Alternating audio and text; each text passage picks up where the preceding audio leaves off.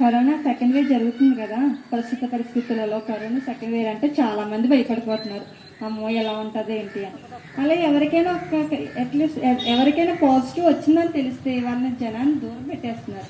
అదే పాజిటివ్ నీకు వచ్చిందని తెలిస్తే ఏం చేస్తారు? ఓకే ఆశ, కనబడిగానే పాజిటివ్ నీకు వస్తే ఏం చేస్తావని అడిగా. ఓకే, నాకు నిజంగా పాజిటివ్ కనుక వస్తే కనుక నేను అస్సలు భయపడను.